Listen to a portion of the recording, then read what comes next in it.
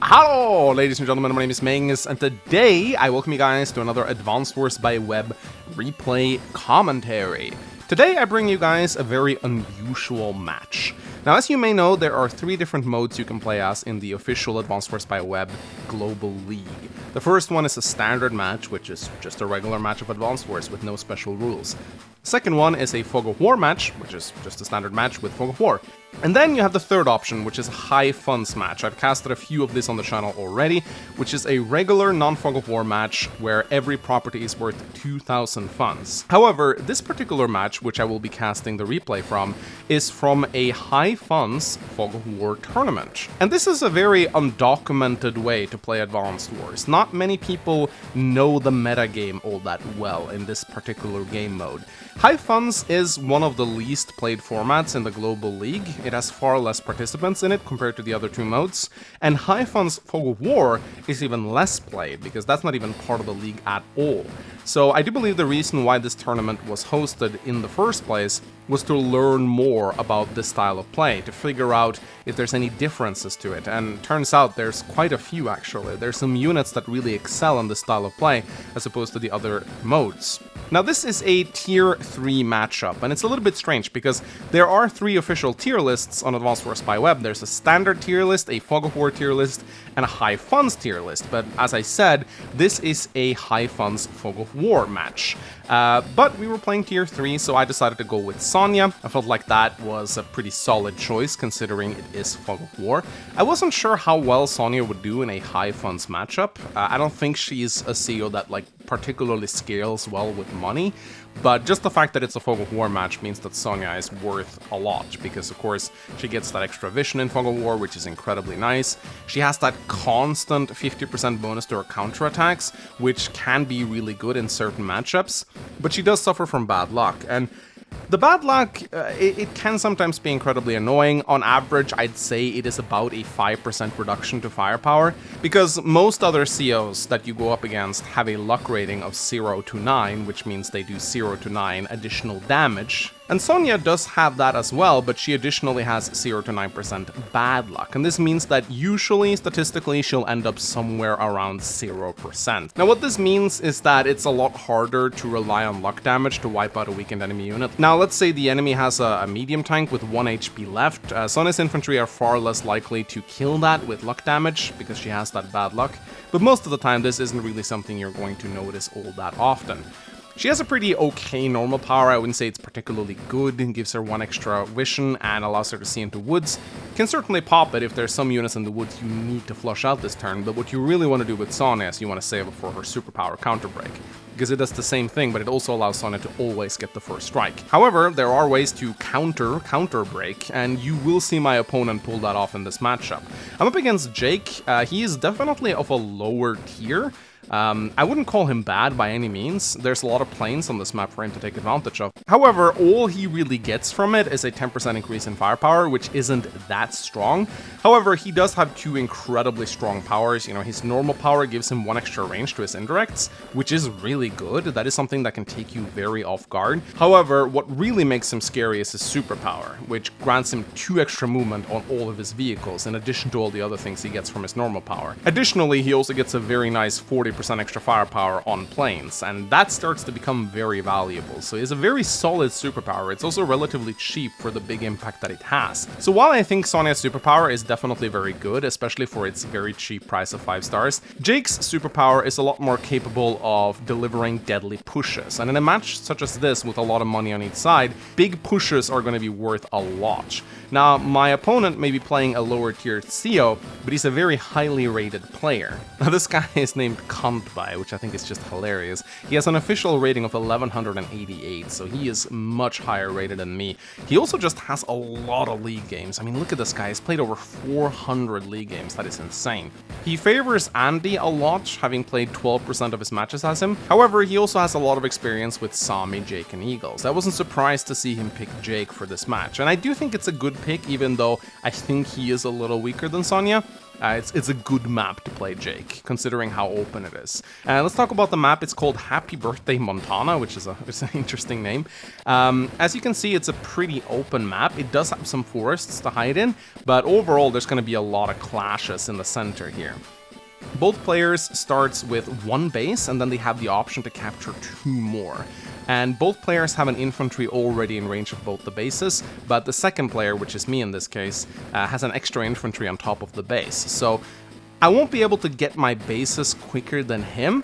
However, I will be able to move out and capture some properties before he does. So I think it's an alright second turn advantage. Some maps I have noticed tends to also have a building already captured. There are some bodies of water near our starting position that are not really here to make ships viable in any way, but what they do allow for is to build black boats. As you can see, the harbors here are structured in such a way that black boats can pass through them. So all these bodies of water, while they don't appear connected at first glance, they are actually connected, at least for black boats and landers. You won't be able to build battleships and move them away because the shoals will block the battleships, but you can build black boats and use the black boats to ferry infantry into the center, which is kind of nice. So COs that have a bonus to black boat movement, such as Sami and Drake, would have a natural advantage on this map. In fact, I do think I contemplated picking Drake for this.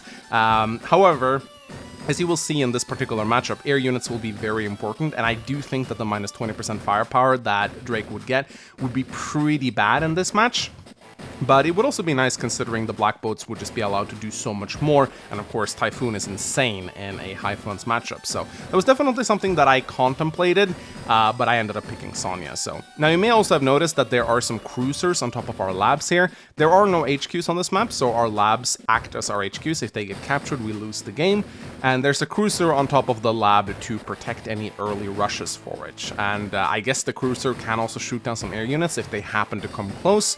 But this isn't something that you'll see a lot, at least not until the very end of the game, where one of the players try to rush the other player's labs. But yeah, there are primarily 3 points of the map where units will fight. You have the center here, which actually is not as busy as the flanks. There are only 2 properties in the center, so there's not a lot to fight over here, and it's also quite open and exposed, so you don't really want to be throwing units into the center here just to fight over 2 properties. Most of the time, there will be battles taking place on this flank and on this flank right here. There are 2 comm towers, and if you're not careful, the opponent can snatch yours away from you. I mean, this is my comm tower, obviously. This is the one I will take, and my opponent will take this. However, if we're not careful and we completely neglect our flanks, we can very quickly end up losing our comm tower, because again, this map is very open, so it's very easy to get infantry in here if you have transports, for example. So you have to be careful and watch over your comm tower. You definitely don't want to lose it. However, in this particular matchup, we ended up fighting a lot over these 2 properties right here on each side. A lot of units would go over here constantly in an attempt to grab these 4 properties, which kind of became the contested properties of this particular match. Overall, I will say I enjoyed this map a lot, but with high funds, there was a lot of mayhem because we just had so much money. You'll see what I mean very soon. Anyway, ladies and gentlemen, enough talking, let's get into the match itself. So, in the early game here, both of players are just going to take our bases. Both players are pretty much going to do the same thing. I don't think there's going to be a lot of variation. Kanpai goes for the harbor right away. That's also a very smart move because, of course, you want to get those black boats out quickly. I didn't mention it, but there's an airport here that can only really be reached via black boat. You can break down the pipe seam, but this is a very slow way to get to it. In fact, I think both players just left this pipe seam undestroyed because black boats can just get there a lot quicker. And you need to build black boats anyway because they're good on this map. So, yeah, both players are just going to be capping properties near them. On high funds, you're even more reliant on capturing properties around you. You cannot really forgo properties, but that's interesting because that's exactly what Kanpai is doing here, actually. Instead of capping this property with this infantry, he's actually going past it and moving this infantry over here. So already, he's sacrificing 2,000 funds to try and grab a more contested property.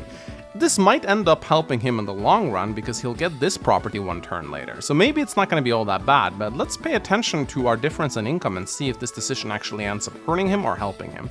And on the end of turn 4, he builds this black boat, which is pretty standard. I do believe I'm going to be building a black boat on this turn as well. It's going to be incredibly valuable. Yes, indeed, I built a black boat. But yeah, let's pay attention to the difference in income right now. So already you can see I have 10,000 income, he has 8,000. So I do have 1 extra infantry compared to him though, so we need to keep this in mind. So that will give me a bit of an early advantage. I will say that having an extra infantry and high funds is even more valuable. And here you can see Kampai already using his black boat to move his infantry forward, which is very smart. As my turn rolls in, I do believe I decide to go for the airport instead of going for the properties on the left-hand side. Yes, indeed, I do that. And because I don't have 1 extra movement on my transports, I'm not able to reach this airport in time. If I played as Drake or as Sami, I would have been able to reach this right away. So as we can see right here, Kanpai is not that interested in taking the airport early on. My justification for taking this airport is I have a lot of money and it'd be nice to get some battlecopters out because I want to pump out infantry in all my bases for a few more turns, and transport copters may also be pretty good on this map right here. So one funny little thing you can do, I just realized this, it may not be super good to do, but if your transport copter is running out of fuel and you don't have any nearby black boats, you can put the transport copter into the cruiser for a turn to refuel it. Now, of course, the cruiser can't do anything on the turn it comes out, so it wastes a turn, but it's still something to keep in mind if you badly need fuel for your cruiser. And here I build a second black boat, and in hindsight I do believe this was a little bit ambitious. My justification for this was I'm gonna have a lot of infantry, and so there's always gonna be need for a black boat to transport them into the center. My justification was that 1 black boat can move like this and transport infantry down here, while the other black boat can move like this, but looking back on it, spending 7,500, or an additional 7,500 I should say, this early on in the game, might have been a little bit ambitious. Probably would have been better to save that for a transport copter, but I figured I have so much money anyway, I might as well do it. But looking back on it, I don't think this was a very good move. My opponent certainly seems to make do with 1 black boat, and you can see right here, he's even doing something very interesting here. He is, this is something that you are not allowed to do in the base game. So as you can see, I'm going to show that one more time because this is something you can only do in Advanced Wars by Web, and it's something I really hope they will fix soon because it is kind of stupid. So as you can see right here, he moves the infantry like this. I don't know why it's teleporting, it's kind of weird, but he moves the infantry like this and then he unloads it on the same turn. And you can actually do this multiple times if you have a black boat here and multiple infantry. Let's say he had an infantry here and an infantry here. He could have actually sent all 3 of them into the black boat and unloaded them on the same turn, because the black boat, for whatever reason, it doesn't end its turn after it unloads. It can actually keep unloading, even on the same turn if you load an infantry into the black boat. And that's not something you're allowed to do in Dual Strike, I can confirm that, but I guess that's just how they've coded the unit to work. I don't consider it cheating because Advanced Wars by Web clearly follows slightly different rules than Dual Strike does. Like, for example, Drake is buffed on the side, Sturm is changed. Sturm and Von Bolt's powers also function differently on the side, so I would just say that this is just a feature of Advanced Wars by Web. Transports are just a little bit better on the side, especially considering if you get trapped trying to unload your infantry, for example, from a transport copter, unlike the other Advanced Wars games where if you try to do that, you will actually lose your action. So I would definitely say that transports are better at Advanced Wars by Web as a result of this. I don't know if they have any plans to fix it. I hope they do, because I would prefer if Advanced Wars by Web was as similar to the base game as it possibly could be. But again, that's just my opinion, I guess. So yeah, he builds 2 tanks and an infantry, so already he's going to try and pile on the early game pressure a little bit. And as you can see right here, I've spent a lot of money on an extra black boat, so that's going to be 1 more tank that he has over me. I haven't even built a tank yet. So day 6 rolls in, I move 2 infantry into my new black boat, and I move them out like this. And this is pretty nice. I mean, you can see the black boat is giving those units a lot of extra movement, which is very, very good. And here I decide to take the airport, only using the black boat to transport a single infantry, which is not super optimal, but I felt it was worth it to get the airport early on. And here I too build a tank. I'm a tank behind thanks to my black boat, but we'll see if he'll be able to punish me for this or not. So here he moves his tanks out, he continues moving his black boat back, he loads in another infantry in it. I want to check this out again, because that was a little bit of a weird move, if I'm going to be completely honest. So Here, I'm not entirely sure if I agree with this move right here. So he moves his black boat like this. I don't really know. I guess he's going for the airport. Yeah, come to think of it. So yeah, no, he's definitely going for the airport. If he was going the other way, then this would have been a giant waste of movement. But no, he's definitely going for the airport now, which is why he moves like this. So, and he builds a recon and 2 tanks. So I'm not going to spoil too much, but we had a post-game discussion after this, and I'll definitely go over that a little bit in detail at the end of the match. But one of the things we actually discussed was that recons are actually really good in this format. In a high funds Fog of War matchup, recon spamming is actually pretty viable, because you have so much money. And you actually really need vision, because in a matchup such as this, there's going to be a lot of medium and neo tanks on the field. Particularly neo tanks are going to be very, very popular. And neo tanks have 1 vision. You may also notice that there's no mountains on this map, except for around our starting location. In the center here, there are actually no mountains, which means that infantry cannot act as sentries, moving into the mountains to get 5 vision. We're actually very dependent on recons to scout here. And there's a lot of good terrain for the recons to move on. There's properties, there's roads, there's shoals, and shoals work exactly like roads in every aspect of the world. And in case you don't know, shoals, they practically work like roads in almost every single aspect. The only difference is you can unload units with landers and black boats on them. So they're kind of roads, but better. I guess coal doesn't get firepower on them. That's the only difference. But in every other aspect, a shoal is identical to a road in that units will always pay 1 movement cost, regardless of the weather. So if you actually look at the center here, there's a lot of properties, lots of roads, lots of shoals, so there's a lot of mobility for the recons here. So on this map, I definitely would advise building a lot of recons. You actually really will need it. Of course, I play as Sonja, so I'm not as reliant on building recons. My tanks actually have 4 vision, so they're actually pretty good, as you can see right here.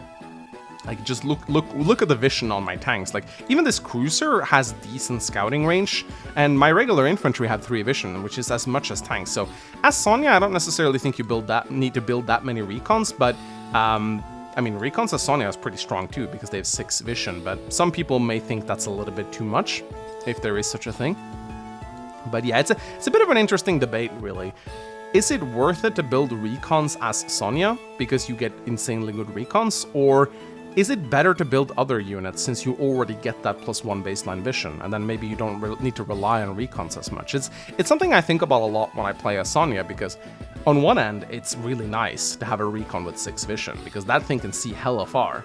But at the same time, a tank is almost as good as another person's recon when you play as Sonja, so maybe it's better to just focus on tanks and not waste money on recons. In a normal matchup, I definitely think this is the case, but again, in high funds, as I already said, there's actually a lot of merit for playing recons. And they're actually really good, especially on this map where there's so few mountains in the center. Anyway, Compai is moving out. If you can see on the capture right now, he has 22,000 to my 20,000. However, I am capturing a property. So let's see how this capture battle unfolds now. Let's see if he actually ends up making more than me. We're on day 8 right now. I finished just capping my city. So again, I am actually ahead of him right now, but then again, I also have an additional infantry. So it is to be expected I am a little bit ahead of him. In fact, if I am tied with him, that's probably an indication that I'm doing poorly, because I should be ahead. I started going for my comm tower. He will also go for his comm tower very soon. So yeah, I'm actually pretty far ahead of him right now. 28,000 to his 22,000. So that is actually pretty significant. And here I decide to build 2 mechs and a tank. Now the reason why I do this, now the reason why I do this is because I figure, okay, so I've already invested into an extra black boat, so I might as well try and get some merit out of it. Mechs obviously are not going to be fantastic in this matchup. There's no mountains for them to head up into, and it's going to be a very fast-paced, high-economy matchup with a lot of neo-tanks running around, so the mechs aren't really going to be able to do that much, but I figured, hey, why not? Medium tanks is another unit that is not going to be very good in a matchup like this. Again, we had a long post-game discussion after this, and we pretty much came to the same conclusion that medium tanks are not good in this matchup. In a Fog of War high funds match, medium tanks are just too slow.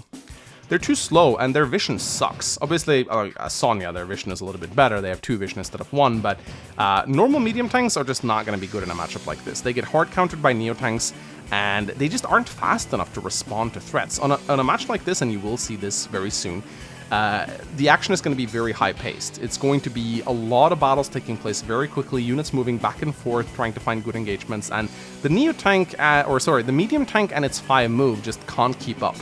And so I would much rather build Neo-tanks on this mission. So again, opening up with some units that are pretty suboptimal for this matchup. But then again, I didn't really know this at the time. This is the first time I ever play a high funds fog of war match. So anyway, Kanpai moves out. He's been able to bridge the income gap. He has 32,000 to my 28,000 right now. And I'm only capturing... Actually, I'm capturing three properties, so I guess I'm still ahead a little bit. But still, he's definitely doing well on the capture game. Moving out with a lot of tanks and anti-air, so he's definitely prepared for those early game battlecopters. In fact, he builds a second anti-air, so he's really expecting those early battlecopters. I guess that makes sense as Sonja. They are pretty good with their high vision, so yeah, I'm moving my mechs into the black boat, moving my other black boat down there. So now I have the airport, and I'm moving out my medium tank as well. And here I open up a battlecopter. It's going to be a pretty good map for battlecopters. Bombers are also going to be very good here, and I also build an anti-air because I suspect that he will have a battlecopters out at some point. Jake is obviously pretty good with battlecopters because that 10% firepower that he gets on planes also applies to his air units. And as you can see, there's a lot of planes on this map. And air units don't get terrain stars anyway, so if they can take engagements from planes, that's going to be very good for them, especially when he pops his powers. So day 10 rolls in. Kanpai is already capturing these 2 properties right here. I don't even have any infantry near here, so this is actually a good example of him he's getting some benefits out of going for these 2 properties early on, because I don't even have an infantry near them, and he's already capturing his second properties. This is very good for him. In fact, I would say his capture game is actually far better than mine, probably because I'm wasting time building mechs. So, and he's already sending out a lot of recons and tanks into this area to try and interrupt my caps. And look how good this recon is. It's hidden. It basically locks down this entire section of the map. Again, recons were fantastic in this match, and I should have built a lot more of them. And here he's focusing a lot of his attention on this side of the map, as you can see right here. I have my units mostly spread out. I have most of my tanks on this side, though, but he's actually focusing almost all of his attention on the left flank. So let's see what happens. I do have a medium tank coming down, and the medium tank will shut down any tank aggression he has. I take a shot at his infantry in the center here, and I decide to start moving down here as well with a lot of my infantry. And I decide to take a little bit of a shot at his infantry here. This time around, it turned out to be pretty good. I didn't know if he had any tanks, any fog, but I decided to take a chance. I have a second tank guarding my first tank and a third tank guarding these 2 tanks. So even if he had like 2 tanks in the vicinity here, I would have been able to first strike them if they came up to first strike this tank. So I felt pretty confident. I'm also keeping them on these empty missile silos right here, so they have 3 terrain stars. If you don't know, a tank, if you attack a tank and it's on a silo or on a city, it will actually win in a 1 versus 1 matchup unless you get very, very unlucky. I can show this, so let's actually bring up my best friend, the damage calculator.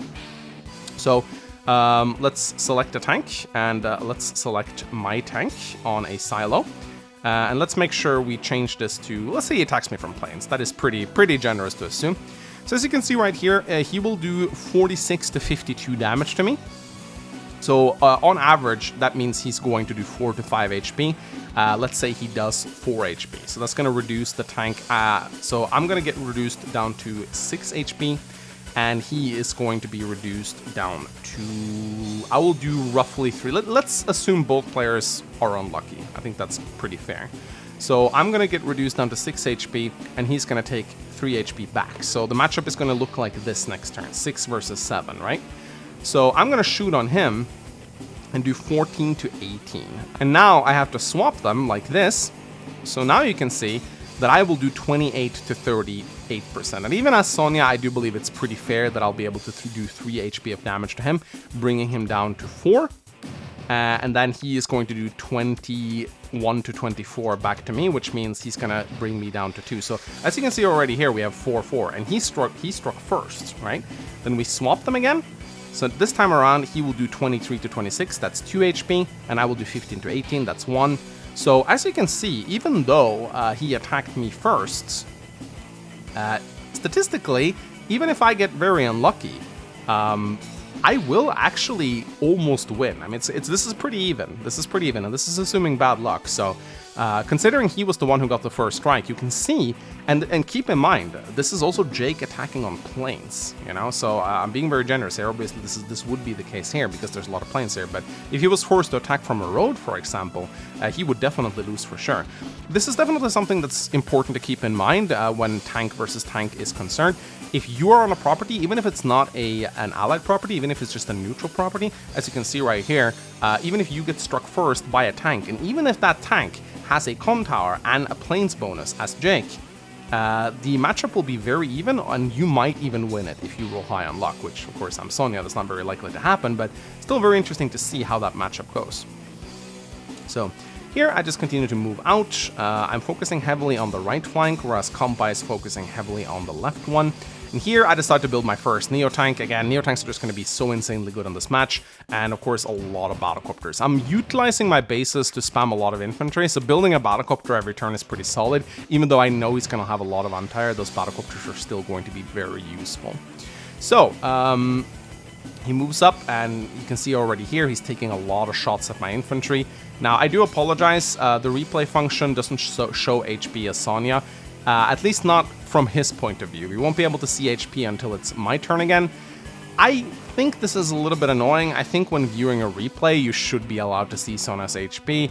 I don't really think we need to see things from Konpai's point of view. Maybe it does help us to see how things looks from his perspective, but I do wish that there was a possibility for me to turn this off so we could see HP bars on both turns. But we will be able to see the outcomes of the battles once it swaps over to my point of view. So you can see he dealt 5 points of damage to me here. Against Sonja, if you know your damage values, you should be able to know how the encounters go. But of course, one of the annoying things when playing against her is you need to remember all the values, and that's very difficult to do in very big battles.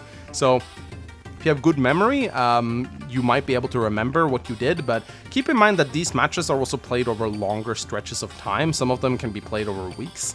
And if you log into a game after not having seen it for 3 days, it can be very hard to remember exactly what you did. Of course, you can watch the replay while you play, and you can look at the enemy's turn several times and try to figure out what happened. But the longer the match goes on, the more you have to remember and the harder it gets. So playing against Sonja, this definitely requires more brain power than against any other CO, because you have to remember, okay, was this the unit I actually took my engagement against? And sometimes this is very hard to do. Like if I have 3 tanks in an area, and he injures one of them, and I pull this tank back, and then I pull another tank in, it's very hard for him to know which tank has taken damage and which hasn't. Sometimes against Sonja, you just kind of have to guess, which makes it very annoying to go up against her.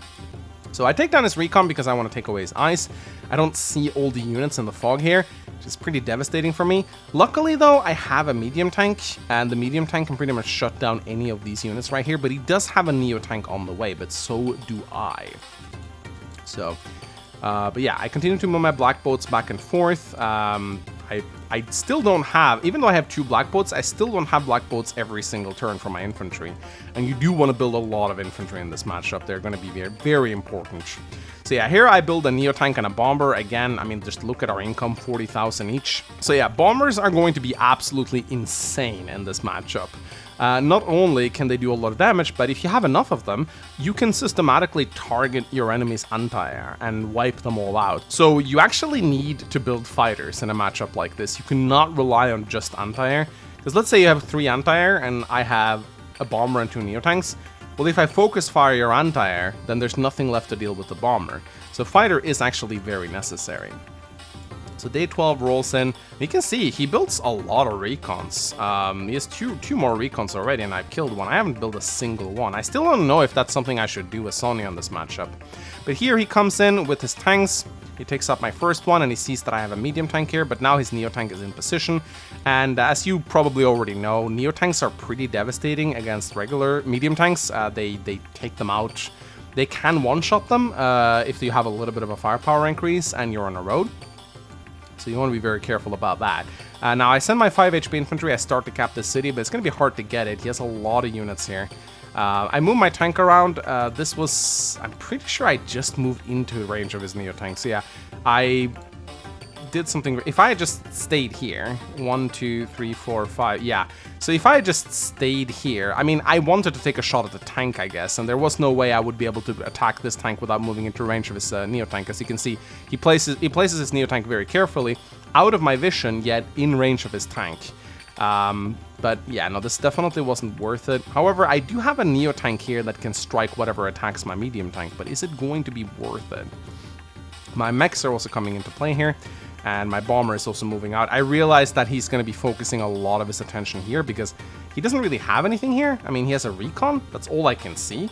So, and here I see 2 tanks and a recon, so I know that this is going to be the area where he's going to be focusing most of his forces, so that's why I bring the bomber here. And again, just continuing to use that black boat, using the black boats to resupply the black boats. They run out of fuel incredibly fast. They only have 60 fuel. And additionally, they move incredibly fast. So it's actually very necessary to keep them resupplied. It's not uncommon for black boats to crash if you neglect them. So they're also very susceptible to fuel drain. So Drake is actually pretty good on maps with a lot of black boats on them.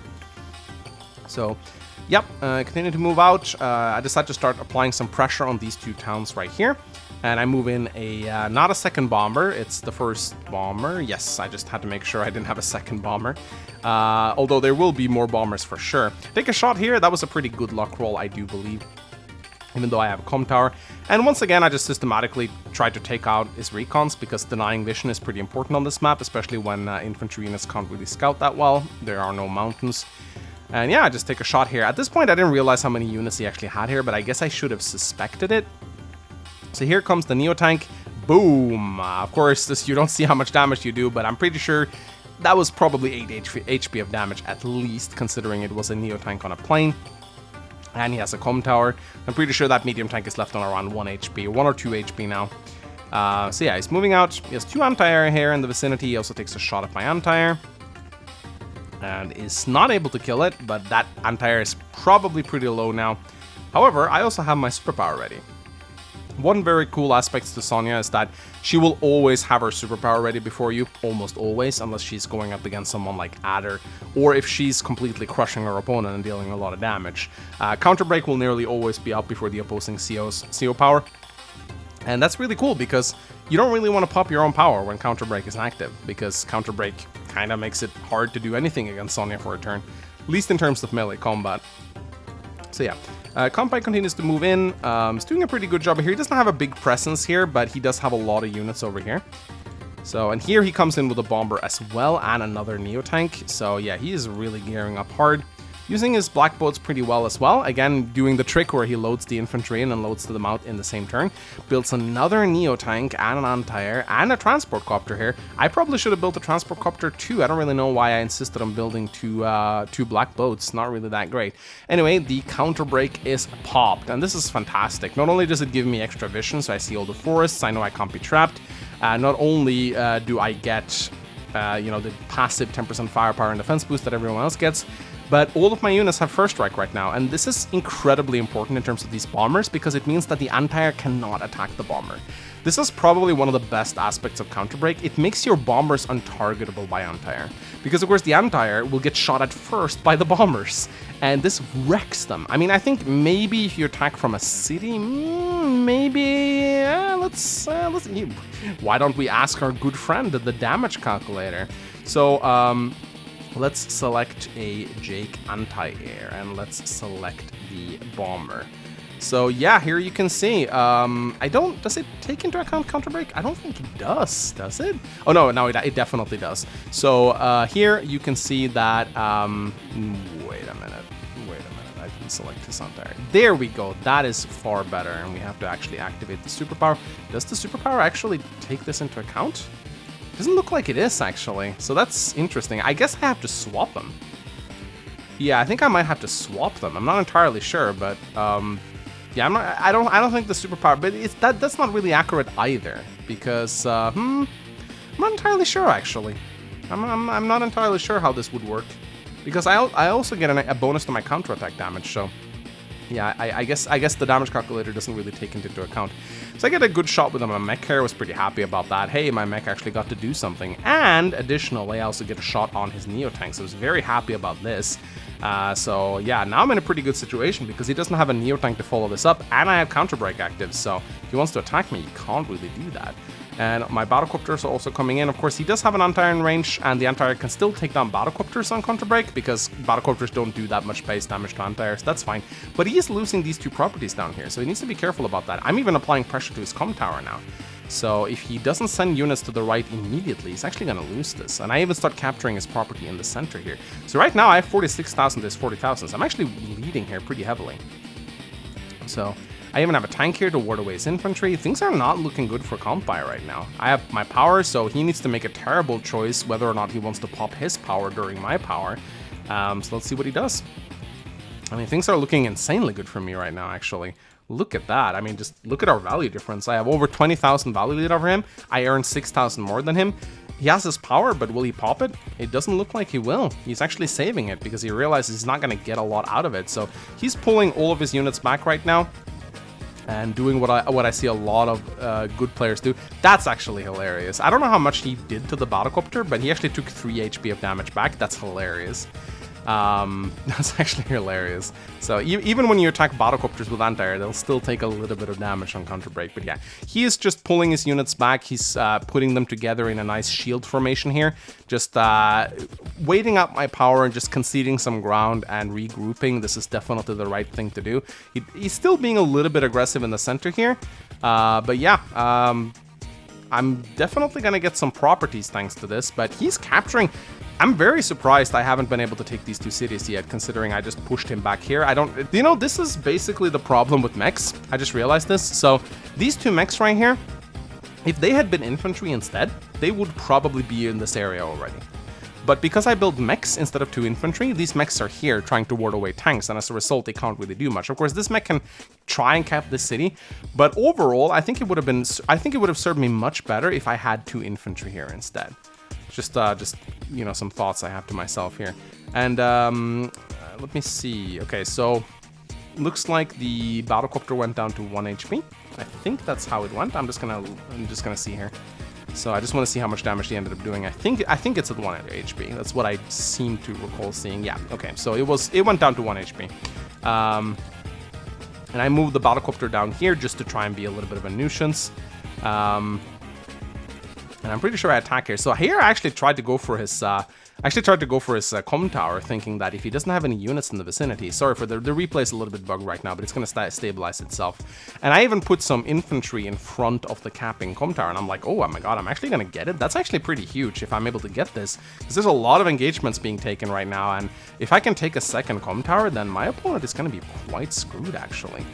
So, yeah, I move in my my Neotank. I get trapped here on a recon, which that's such a stupid move. I don't know. I mean, I could have maybe used this anti-air to scout out the forest. I don't really know why I pulled it back to the city to be repaired. I guess I was just worried he would have more iCrap coming, and he does actually have bombers and fighters coming, but I should have used this anti-air to scout the forest, and then I could have killed the recon. It's a little bit annoyed at that. I move in my Battlecopter in the center. I know there's an anti-air nearby, but I decide to do it anyway. I guess my rationale is that if he brings this anti-air out, I can just kill it with a Neotank or something, but yeah. So, and here I actually do something kind of interesting. I move the tank into the forests, thinking that maybe I can trap a unit on the way to the comm tower. So his turn drops and he pops block rocks, so now he's going to get an insane movement boost, and he's even able to equalize the capping, so now we're both making 46,000. So yeah, this is going to be a pretty good turn for him. Plus 2 movement on those land units is just insane. And yeah, look at that. He's even able to dart around and actually take a shot at my comm tower and completely wipe out the infantry since he's on those planes. So yeah, really good power from him. It was definitely the right move, I think, to save it. So he definitely did great in that. And yeah, he's just doing a great job just pushing me away from the center. Definitely liking this a lot. And again, one thing you're noticing here is this is something a lot of pro players do, and this is what I call the death ball strategy. This is something we also talked about in the post-match. We had a discussion back and forth about this particular strategy that he's pulling off right here. When you box your units into a ball, you're making them very hard to kill, because one of the ways you kill units in Advanced Wars is you surround them, right? You attack them from multiple locations, and that's how you kind of break through their lines. If you form your units into a little ball, it becomes a lot harder for you to do that. So whenever you are regrouping your units occasionally is very important, especially in a matchup such as this where there's a lot of money on each side. Nine. I just noticed it says nine. Yeah. Anyway, well, so anyway, as I was saying before I got distracted by this stupid. Yeah, pull your units together in death balls. It's very important to do that. Anyway, so, and here he actually does get to shoot on my bomber, so that's really bad. Again, another reason why recons are just incredibly good in this matchup. I mean, he wouldn't have been able to do this if he didn't have the recon. So one thing I'm noticing here is he builds a lot more recons than me, and as a result, he gets to take a lot more engagements against me. So maybe one of my biggest mistakes of this match, yes, I know it's a meme, was the fact that I did not build any recons at all. I'm just relying on all my other units to scout. But look, this recon single-handedly gave him the bomber. If it wasn't for this recon, he wouldn't have scouted this bomber.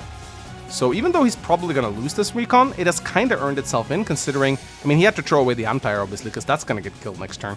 But a unit worth 8,000, even if he loses his anti-air and the recon, that is 12,000 combined, he's still 10,000 ahead of me because the bomber is worth 22,000. So sacking those two units to get the bomber is still effective for him. And we're playing a higher fronts match, so there's bigger margins for errors. But that still hurts a lot. So, and look, he has a second recon that takes down my mech. So again, man, this guy used recon so well in this match. That's definitely something I gotta do more if I play this format again. And he builds another bomber, and you're gonna see a lot of bombers and fighters in this matchup. So here I almost have my counter break active again. Even with the diminishing returns, it only costs 54,000. So it's incredibly cheap, and I'm probably gonna get it this turn if I can take some good engagements against him. Let's see if I'm able to get it or not. Yes, I am. I pop it immediately. And now I feel, oh, sorry, there we go. And now I feel incredibly good about myself because now I can pretty much just move units forward. My infantry are still weak, but my bombers are pretty much immune to anti-air this turn. Of course, I don't have that many bombers in a position to attack, but I can still move them forward without fear of anti-air taking them out. Because I'm pretty sure the bombers will just straight up kill the anti-air if they try to attack them. So, but yeah, I'm not really doing a lot of damage during this turn. I am taking out some recons, which is nice. I'm finishing off his wounded Neo-Tank, which is also nice. But overall, I wouldn't say I'm like doing a major push here. So not the best counter break ever, but I should have probably moved my units further ahead. But as you can see, he has this little death bowl of units in the center that I'm not really going to be able to do much against. So yeah, I mean, he's just playing really well. He has a nice little death ball here as well. He's doing a good job just consolidating his forces in the center. He's kind of foregoing the left flank entirely. He's kind of just passing it up, but look, I don't have any infantry. I only have a mech. I mean, this is, again, like, me building those two mechs really screwed me over. Imagine if instead of this mech, I had two infantry here. Could have started capping these properties. There's a property here, here, here. There's a neutral property here, which I haven't capped yet. This is 2, 4, 6, 8,000 daily funds that I'm throwing away. That I could have had if I had just built more infantry and sent them here early on. Look at this. I have 1, 2, 3, 4 Neo-Tanks, 1 medium tank, and an anti-air in this area. I've completely locked this area down. It's only a matter of time before I destroy these two infantry. But I have no infantry of my own to actually cap the properties. That's so much money going down the drain. Now, I do have an income advantage. 46,000, there's 44,000. But imagine if I had capped these 3 properties and taken this as well. So that would have been 6,000 less income for him and 8,000 more income for me. So just imagine how insane that would have been if I'd had that already. That would have made such a huge difference in this match. And he wouldn't have been able to just ignore this area like he is right now. But as you can see, he's doing a good job. He's just mashing his units together in the center, not really moving them forward in any big way. He's still moving pretty aggressively forward with his anti-air. But that's kind of surprising to see. But I guess it's because he has a fighter here. That is, I mean, I guess no, his anti-air is actually completely exposed. So that was a little bit of a weird move, but Anyway, so I start to take these cities away from him, and I was very surprised he just let me take them, but he's just mashing up his units into a death ball here, preparing for a mega push. And here I actually do move my bomber in, and I take down his anti-air, because I realized there's nothing else here, and there is nothing else here. So, yep, I continue to move forward. I build my first transport copter. It's a little late to be doing that, and also build another medium tank, which I'm not a big fan of. As I said, medium tanks did not prove to be very good in this format. You pretty much just want to go neo tanks or nothing here, because you need that 6 move. And again, I have to use a medium tank to scout his infantry, and that really annoyed me. And here I'm just playing defensively. I just need to get these properties before I move out. So that's what I'm trying to do, just trying to secure those properties. Day 17 rolls in, and Kanpai decides to start pushing hard for the right-hand side. He does not want to just let me get those properties. I don't know what happened here. I don't know why that infantry just vanished from the replay. I think that's going to fix itself. As you can see, there are some slight visual bugs, but they do tend to stabilize after you end the turn. So the units will usually pop into the areas which they need to be in.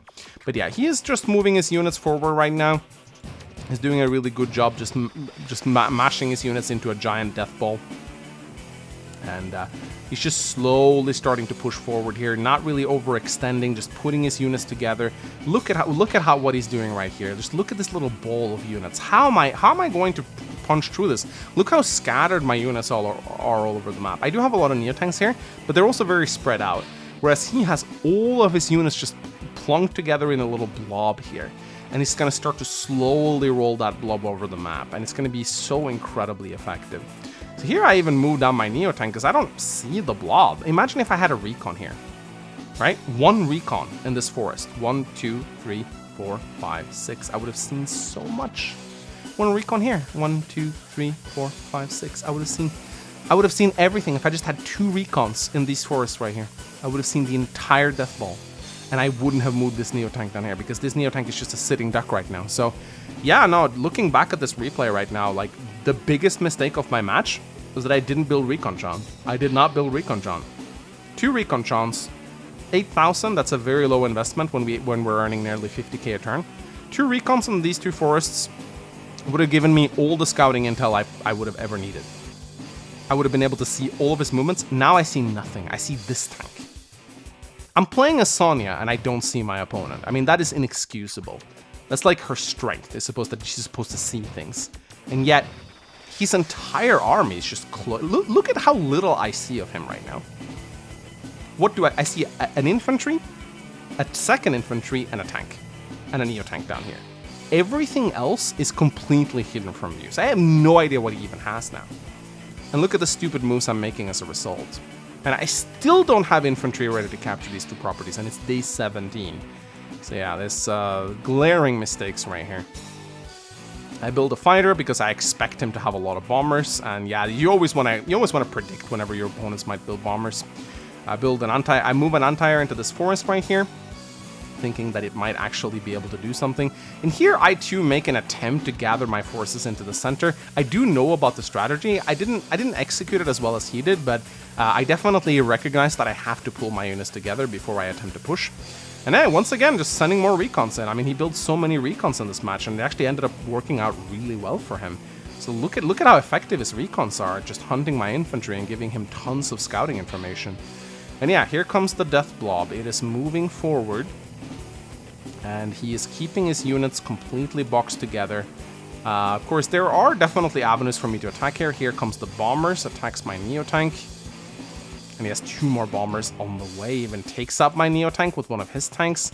So yeah, again, he's just playing really well, shielding his fighter from my anti-airs and fighters so that I can't take them out.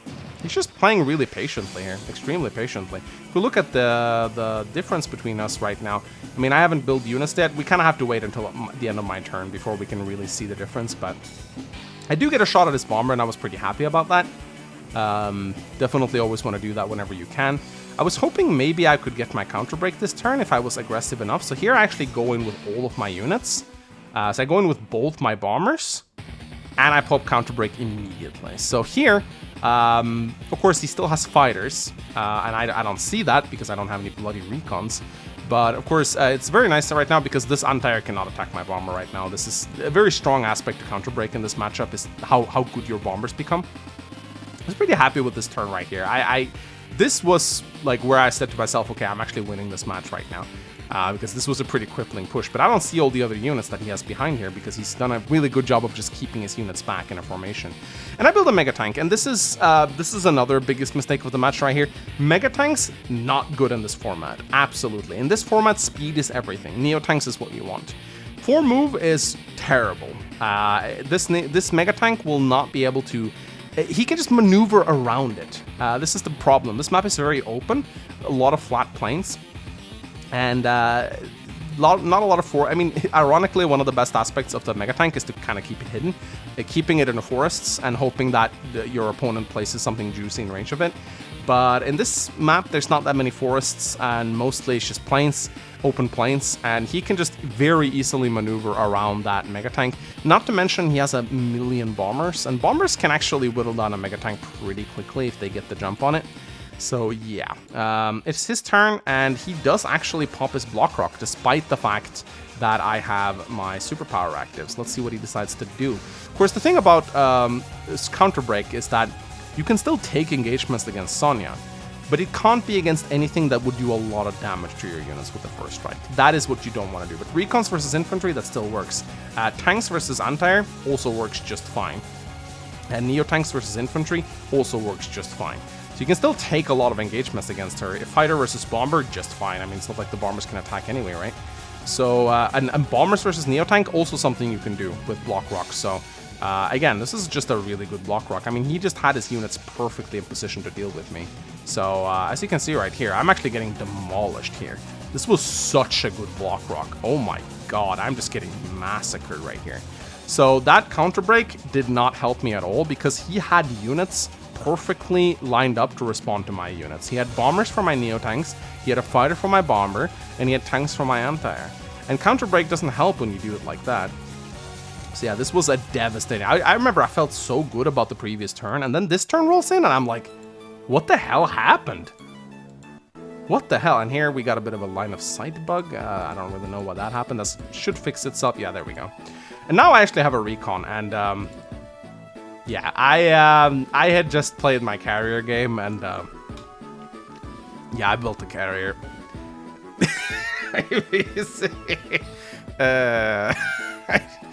Okay, so my justification was for this was he has a lot of bombers, and he's probably gonna go for my lab. And the carrier does cover the lab, so if he decides to go, I felt like the natural thing that he would do right now is he would send bombers to attack my cruiser, and he would try to capture my lab. And the carrier would be pretty good for that. I mean, it would need to shoot down a bomber and then it would need to shoot down a bomber and then a battlecopter just to be effective. But I figured he wouldn't expect it at the very least. So that was kind of my rationale for building the carrier. It's 34,000 though. It's a lot. Or is it 32? I can never remember how much to carry. I think it's either 32 or 34. I can't remember. But yeah. I actually contemplated building a lander just to get the Mega Tank into the center quicker. And that's... On this map, I actually don't think that's a terrible idea. You could build a lander instead of a black boat. Because the lander can then transport units like the Mega Tank into the center.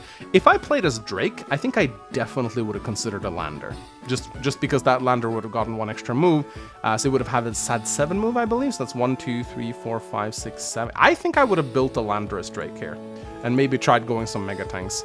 But yeah, in this situation, the carrier not really doing a great job here. You can see his our Valley lead actually isn't that far apart. In fact, my last turn was so good that our values are not that hugely apart. They're 322,000 to 344,000. Of course, 30,000 of that is tied up into a goddamn carrier, so maybe not that representative of how the match is going, but still. So here, again, you can see he's just being very patient right here. This is a hallmark of a skilled player right here. They never overextend. Never overextend. This is something that I'm noticing when I play against King Arthur as well. Even when they look to be winning and they do a very good push, they will never overextend. They are so patient. Look what he's doing. He's just pulling his units back, and then once again, look what he's doing. He's putting his units together in a little death blob. Every single time. And he just crushed me in the middle. Instead of like foolishly rushing his units over to my lab where there's a carrier rating, of course he didn't know that. But yeah, no, he's just pulling back and just putting his units back into a little death formation, and it's so effective. And now you could argue that it's giving me room to breathe, and yeah, sure, it does. It certainly gives me room to pull my units back together. And I'm also making a little bit of a death blob here, not as good as the one he's making, but it definitely gives me time to set up my defenses. But it also means that he's not going to overextend and die. And here he's able to take down my Neo-Tank again. I got some scattered units around that is just like sitting ducks at this point. So yeah, I'm not really a big fan of this. Yeah, now he's gonna focus very hard on the center here, or on the left flank here, and just now on day 21 am I finally starting to cap these bases, and he's already pushing to take them back. So he's not just gonna he's not gonna sit down and just let me take those units. And yeah, look, I got these straggler units right here, and they're just taken out. So I am making a sort of a death ball here. Yeah, this tank is supposed to be dead. It's just a replay bug. But at the same time, I'm leaving valuable units like medium tank and neo tanks just out to be killed by bombers. It's not great. So here I see that he has a death ball moving towards my lab, and here I decide to push and pop my counter break again. And I figure that maybe I'm able to do something here. We'll see. So I just move forward with everything I have. The mega tank is in the play right now, but again, look at it. It's in the center. There's nothing here for it to kill. And he can see it, and he can just go, okay, well, I'll just move elsewhere then. I do get to shoot down one of his bombers with my fighters, and I was pretty happy about that. But at the end of the day, just look at how much he has remaining. I mean, it's pretty insane. This army is just not going to be able to stand up to that. So here I come with a medium tank. Again, I have two neo-tanks here that should have been up here. These neo-tanks, what are they doing here? Again, I'm just spreading my units too thin. Like, there's nothing here for them to attack. Sure, there's another neo-tank right here, but I'm not going to take these cities. It's not going to happen. So yeah, I'm not a big fan of how I'm utilizing my units right here. And here I'm building regular tanks. I don't really know why. He pops his block rock. He starts taking my properties right now. The extra movement on those vehicles are so insane. Just look how much mobility it gives him. It's crazy. He takes down my fighter. Takes down my bomber. Goodbye, bomber. And yeah, now he's just decimating my units over here. I just took those unit properties away from him, and now he's going to take them back. And he has infantry in position immediately to take those properties back, unlike me, who had no infantry in the vicinity, leaving those properties on his side for many crucial days. That's so much extra income I could have gotten. So yeah, as you can see right here, he's just crushing me. Even though I seemingly had a very good counter break, he just had the perfect response to it. And again, what can this mega tank do? It can kill a tank, I guess. Not really that great. So here I move in my anti-air. You know, I'm still gonna fight him. I still have some good engagements to take here, and I feel pretty good about this in particular. And there's a lot of here on this turn, I actually start capping a lot of his properties. 1, 2, 3 properties that I start to cap right now. And that's pretty significant if I can take all of them. I'm even capping a 4th property. It's going to take me 3 days, but still, if I can take all these properties away from him, then that's going to start to hurt him quite a lot. So right now, it looks like I might be able to pull a little bit of a comeback here. So still a little bit upset about this carrier. It hasn't really gotten to do anything. So I was like, I felt really bad about building that right now. I don't know why it vanished. I think that's a replay bug. I am 100% sure that is a replay bug, because that carrier definitely did not get deleted. Yeah, there we go. It popped back again. This replay has been a little weird. I do apologize about this. But yeah, he's now starting to take my properties back, and he just has so many units in place to deal with my units. He has many bombers on the way, he has neo-tanks on the way, he has anti-air to deal with my fighters, so now he has air superiority over me. And yeah, and once again, look what he's doing. Look what he's doing here. Pulling his units together in a little death ball and moving them forward. Here he's actually attacking me, which is interesting. And here I was actually very happy, because I was like, yes! Oh, he sent his fighter into range of my carrier. I was so happy about this. I was like, yes, I might actually get to do something with my carrier. And I felt so good about that. But then I thought to myself, it's just a single fighter, and the carrier costs like much more than that. So the joy was short-lived, let's just put it that way. But yeah, he's doing a good job interrupting all my caps. My turn rolls in again, and I get counter break again, but what is it really gonna do for me? Yay, I was so happy I shot down the carrier, shot down the fighter with the carrier. I wonder what he was thinking at this point. He probably thought I had a missile or something. So, because he definitely hasn't seen the carrier yet. I start taking this city over here. I move in with my other units. And it's just a pitiful attempt at a death ball right here. I don't have any units of substance. I have one mega tank. That's like the only scary thing I have right here. And he can't really do anything because he just keeps moving his units out of range of it. So yeah, it's not great for me right now. You can see he has a huge value lead over me. We'll see how much he has at the end of this turn. But, I mean, I'm doing a good job shooting down infantry, but there are two Neo-Tanks here who are just kind of sitting around doing nothing. As you can see right now, he has a 37,000 or like 36,000 lead over me right now. Of course, it's a little bit higher than that since I have a carrier. But he's not popping his superpower for some reason. I don't really know why he isn't. I think he's saving it for the next push. Yeah, I think that's exactly what he's doing, because he realizes that the giant push isn't going to come this turn, but next turn. So he's actually playing pretty conservatively here, even though he is killing some units. I don't know why we got an error message here. Did he pop? I think actually he did pop Blockrock. The replay just didn't register it. Let's start his turn over again and see. Pretty sure he popped it this turn. I am like 99% sure he popped it this turn. So yeah, he is using his superpower here. The replay just didn't register it for some reason. So yeah, no, he definitely pops it, and yeah, here comes the killing blow. This is where things are just gonna be. I'm just gonna be torn apart here, as you can see. This is not pretty. So at this point, I don't really have any means of stopping his death ball. Yeah, his push is just too much, and now he's also crushing me on the right flank, which was the flank that I had won up until this point. Even though I have some infantry left, it's just not going to work out for me. And here, I have my counter break ready, but again, in a matchup such as this, he has so many alternatives to deal with it. You know, he can't take Neotank versus Neotank engagements, but he can take almost every other engagement, like Bomber versus Neotank, for example. Counter break only limits certain kinds of engagements, but he has plenty of other ways to deal with my units. So yeah, at this point, I have definitely lost. I think the only reason why I'm playing right now is that I just want to see if my carrier can get more kills, you know? But yeah, no, this is definitely lost. He's just cleaning house right here, just systematically wiping me out from the center. And I don't know why the replay is bugging out here, but yeah. It was a good match, honestly. I learned a lot from it. My opponent was obviously a lot more skilled than me. I think he also has more experience with this kind of matchup.